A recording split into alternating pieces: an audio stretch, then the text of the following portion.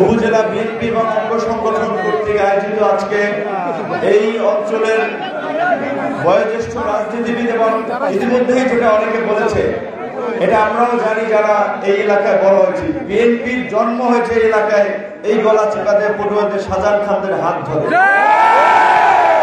আজকে তার স্মরণ সভা, যেটা শিবলু ভাই বলেছেন যে 2 বছর হলেও এই রকমের একটা প্রোগ্রামও করার সুযোগ হয় নাই, কারণ পরিস্থিতি আমাদের অনুকূলে ছিল না।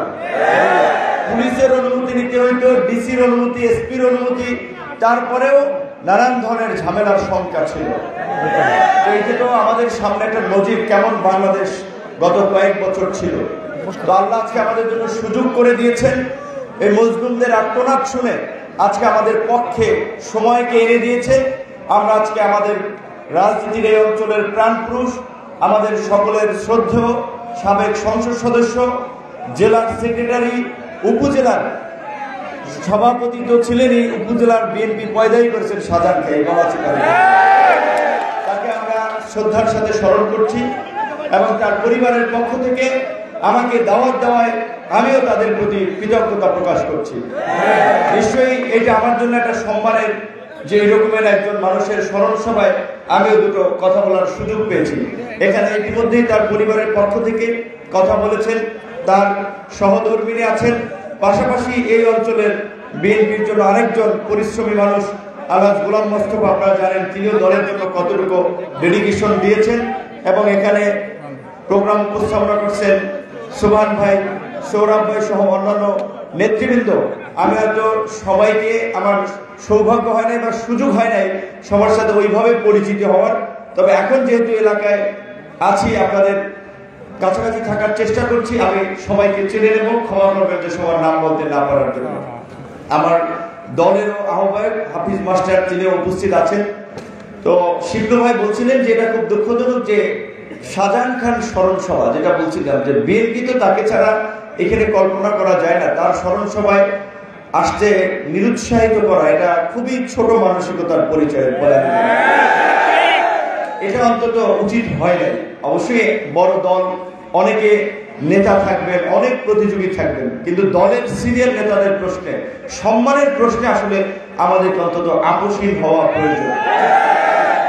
আমরা আবারও তার প্রতি সম্মান এবং শ্রদ্ধা জানাই এবং আমি যতদিন বিশেষ করে এই এলাকার সন্তান হিসেবে বেঁচে থাকবো ততদিন আমার এলাকার যদি 5 জন রাজনীতিবিদদের নাম আমার সামনে চলে আসে তার মধ্যে তো শাহজাহান খান নিঃসন্দেহে একজন হবে স্বাভাবিক। আমরা তার পরিবারের প্রতি এইটুকু আশ্বস্ত করতে পারি, আমাদের কাছ থেকে অন্তত সম্মান, শ্রদ্ধা, ভক্তির কোনোটাই কমতে পাবেন না।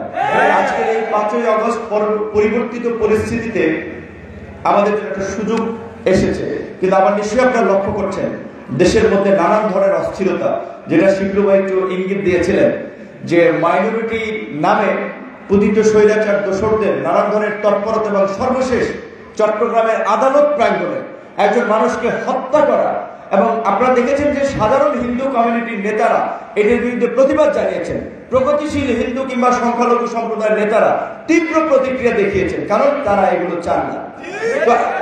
আমাদের দেশের যে হিন্দু, মুসলিম, বৌদ্ধ, খ্রিস্টান, অন্যান্য ধর্মের মানুষের মধ্যে যে একটা অসাধারণ সাম্প্রদায়িক সম্প্রীতি, সেটাকে বিনষ্ট করে একটা সাম্প্রদায়িক পরিস্থিতি সৃষ্টি করার জন্য নানান ধরনের তৎপরতা চালানো হচ্ছে। সেক্ষেত্রে আমাদেরকে সচেতন থাকতে হবে এবং সতর্ক থাকতে হবে। আমি যতদূর জানি শাহজাহান খান রাজনীতিতে এই গলাচিপা উপজেলা থেকে শুরু করে পটুয়াখালীর হিন্দু কমিউনিটির বড় অংশের নেতৃবৃন্দ তার সাথে ছিলেন। নিশ্চয়ই তার পরিবার এখন রাজনীতি করছে, তাদের পাশেও থাকবেন এবং তার পরিবারেরও দায়িত্ব এইখানে যেন এই হিন্দু মুসলিম ইস্যুকে কেন্দ্র করে কোনো ধরনের সংঘাত কিংবা কোনো ধরনের উস্কানি না ঘটে। প্রকৃত অর্থে এই পতিত স্বৈরাচারের বড় একটা সাপোর্ট এবং খুঁটির জায়গা ছিল আমাদের প্রতিবেশী রাষ্ট্র ভারত। মূলত এই তাদের খুঁটির পতনের ফলে ভারত আসলে এখানে এই সংখ্যালঘু ইস্যু কিংবা নানান ইস্যুকে ব্যবহার করে একটা অস্থিরতা তৈরি করে ফায়দা নেওয়ার চেষ্টা করছে। আপনাদেরকে ভুলে গেলে চলবে না, গত 15 বছর আপনারা আমার চেয়ে নির্যাতন নিষ্পেষণের মধ্যে দিয়ে গিয়েছেন। আমি আপনাদের চেয়ে কম জায়গায় 28 বছর পরে ঢাকা বিশ্ববিদ্যালয়ের ভিপি নির্বাচিত হয়েছি। আপনাদের প্রতি আমাদের পরিপূর্ণ সম্মান, ভালোবাসা আছে, কিন্তু আমি আপনাদের সহযোগিতা নিয়ে ভিপি হইনি। আপনার এলাকার ছেলে হিসেবে দোয়া করেছেন, কিন্তু মাঝে মাঝে কষ্ট পাই, যেটা শিবলু ভাই বলছিলেন তার বাবার কথা, যে আমি তো আপনাদের কারো কাজের পথে কখনো প্রতিবন্ধকতা সৃষ্টি করিনি, কারো বাধা দেয়নি, কারোর সাথে আমার ঝগড়া নাই, বিরোধ নাই, এই গলা চিবাতে খুব বেশি আসার সুযোগই হয় নাই। তাহলে আমাকে নিয়েও যদি আপনারা কটু কথা বলেন সোশ্যাল মিডিয়াতে, মানে যে পারে না সেও কথা বলে, এটা অত্যন্ত দুঃখজনক এবং অপ্রীতিকর। আমরা বলছি যে বিএনপির ভারপ্রাপ্ত চেয়ারম্যান জনাব তারেক রহমান সহ বিএনপির আজকেও মহাসচিবের সাথে সকালবেলা আমাদের প্রোগ্রাম ছিল, কিন্তু আমি আপনাদের এই প্রোগ্রামে আসবো থেকে ক্যান্সেল করেছি।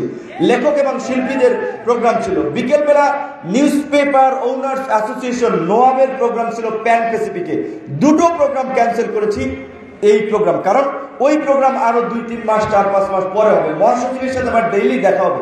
কিন্তু এই যে আমাদের এই অঞ্চলের রাজনীতির একজন সর্বজন শ্রদ্ধেয় মানুষ, তার একটা স্মরণ সভা এখানে দাওয়াত দিয়েছে আমাকে, দাওয়াত না দিলে অন্য কথা ছিল, না থাকতে পারা আমার জন্য দুর্ভাগ্যের হতো, যে কারণে আমি কিন্তু ঢাকার দুটো প্রোগ্রাম আমি ক্যান্সেল করে এখানে চলে এসেছি।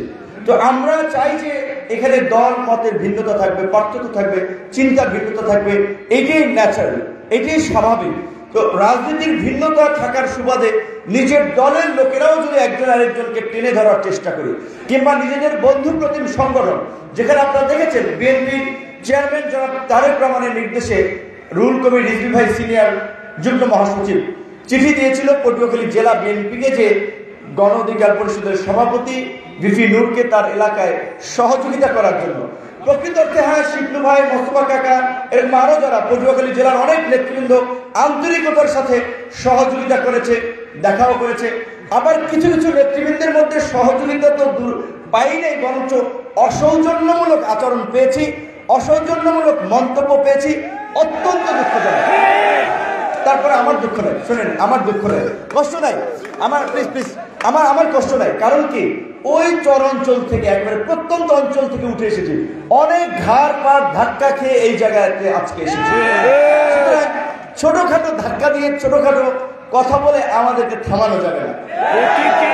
শিবলু ভাই বলেছে, আমি এইটুকু আমি বলছি, আমি যদি এখান থেকে বলেছি যে নির্বাচন করার আগ্রহ আছে, আপনারা যদি চান আমিও করবো, কিংবা আমি যদি নাও করে আমার ভাইও যদি কখনো করে, কিংবা মোস্তফা কাকাও যদি কখনো করে, এলাকার মানুষ হিসেবে তাদের প্রতি আমার সমর্থন এবং সহযোগিতা।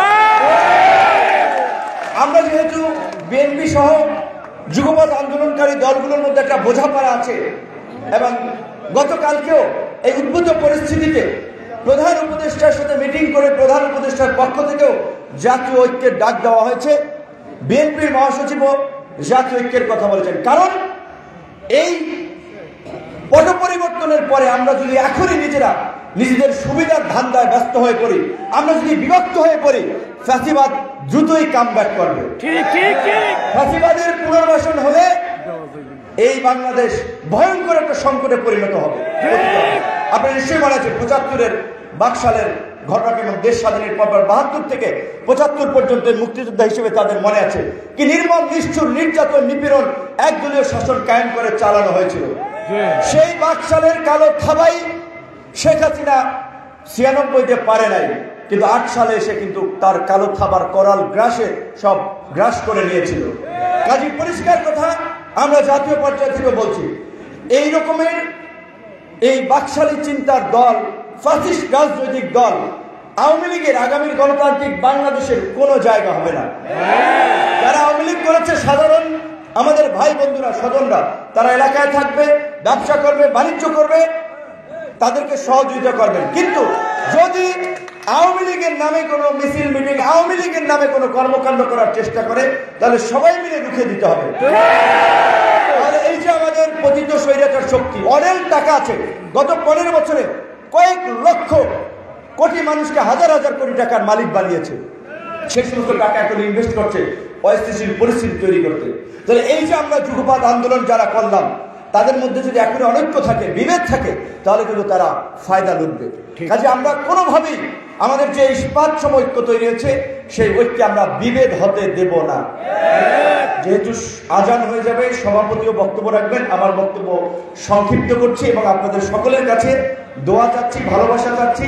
আমার এলাকায়ও যেতে পারি নাই, 2 বারের মতো গলা চিপে এসেছি, আগামীকালকে এলাকায় যাব, পরবর্তীতে আবার ঢাকায় ব্যাক করবো। আসসালামু আলাইকুম।